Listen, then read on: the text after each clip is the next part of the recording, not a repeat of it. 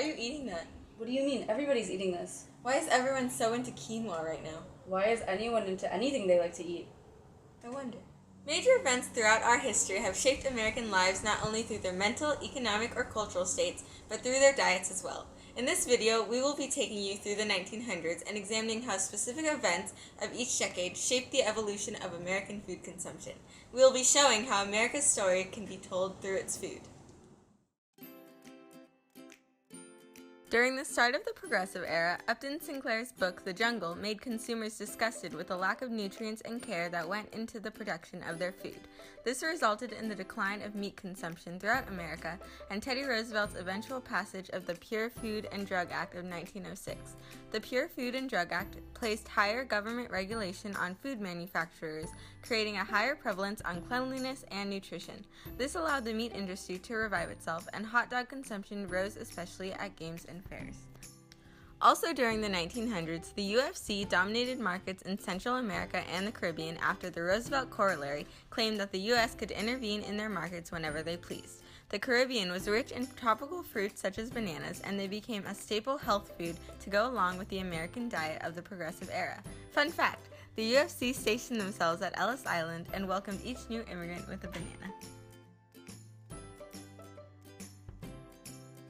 In the 1910s, the First World War affected not only soldiers abroad but American consumers at home. As part of the war effort, Americans began rationing food, and Herbert Hoover became director of U.S. Food Administration to encourage good conservation. Americans participated in Meatless Mondays and Wheatless Wednesdays in order to preserve food for soldiers as well. The phrase, "food is ammunition, don't waste it," became a token to the American lifestyle. Furthermore, American families began planting Liberty Gardens to provide fruit and vegetables to sustain the war effort.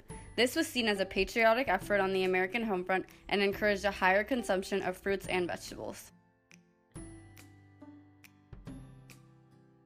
After the passage of the 18th Amendment, Prohibition was in full swing. Because Americans could no longer drink legally, underground spots called speakeasies popularized. Gin grew in popularity because the clear liquid was easier to disguise then, and it took less time to brew than dark liquors, such as beer. Proprietors bought finger foods such as shrimp patties and oyster cocktails, making it makeshift bars. These influenced the formation of cocktail parties. The Roaring Twenties sparked a technological revolution as well, which affected everything, including the kitchen. Gadgets like toasters, stoves, and refrigerators became essential to home cooking. This allowed preservation and more long-lasting foods.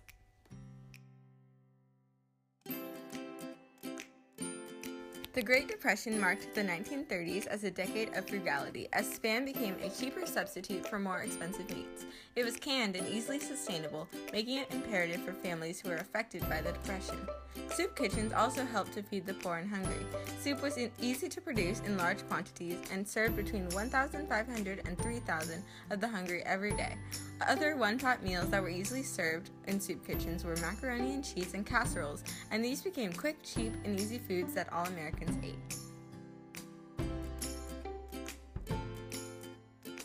Similar to World War I, the Second World War also prompted rationing throughout America. This time, however, the rationing was government-enforced with the ration tickets that limited meats, dairy, sugar, eggs, and coffee for every American. Furthermore, the U.S. military asked the Hershey Company to produce energy bars to sustain the Army. This not only popularized Hershey bars in the Army, but at home as well. Besides the American soldiers, Navajo code talkers also played an essential role in exchanging confidential information throughout the U.S. military. They were welcomed home from the war with Navajo fry bread, which became a popular dessert to the rest of America as well.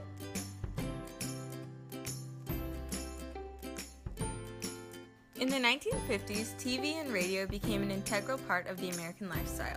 This allowed the food industry to better advertise its products, resulting in the major popularity of brands such as Jell-O and Coca-Cola. In fact, Coke was everywhere at this time except for the Soviet Union and China due to Cold War tensions between them and America. In 1953, Carl Swanson introduced the TV dinner. These frozen dinners were quick and easy to make and required much less prep time. After being exposed to the large amounts of wartime jobs during the 1940s, women no longer felt satisfied spending so much time in the kitchen, and the TV dinners were a quick alternative.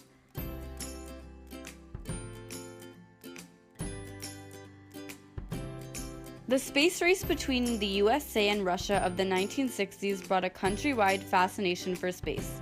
This encouraged NASA-inspired Just Add Water products such as mashed potatoes and freeze-dried coffee. After JFK and the Cuban Missile Crisis, Cuban immigration proliferated into the U.S., bringing along their cuisine. The Cuban population tripled in America, and their Cuban sandwiches, marination techniques, and black beans grew into the American taste palette immensely. The Immigration Act of 1965 allowed for an influx of Asian immigrants who brought with them Chinese, Korean, and Vietnamese cuisines. These foods were seen as exotic to the typical American and soon popularized spicy food and added variety to the American diet. Wonder Bread became a symbol for conservative America as many people believed that whiter bread meant higher class. Factories began to bleach bread as a result, which lowered their nutrient levels. However, the ideas surrounding Wonder Bread continued to make them popular throughout America. Quiches also popularized alongside the women's movement as they were easy to make and did not require much time or preparation. It was perfect for young women on the go. Quiche eaters became a term to criticize men who supported the women's movement as well.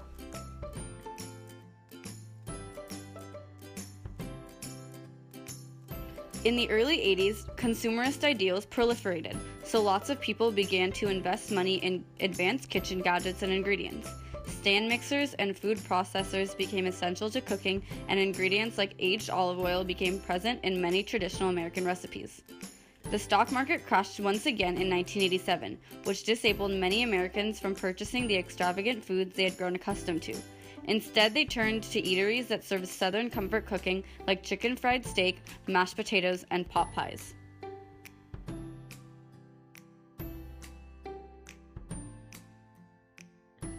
Throughout the 1990s, a health and exercise craze washed over America. Many people adopted Pacific Rim and Mediterranean diets to keep with a healthy lifestyle, and salads and mixed greens found their way into almost all meals. The World Wide Web was also invented and became a massive forum for exchanging global recipes.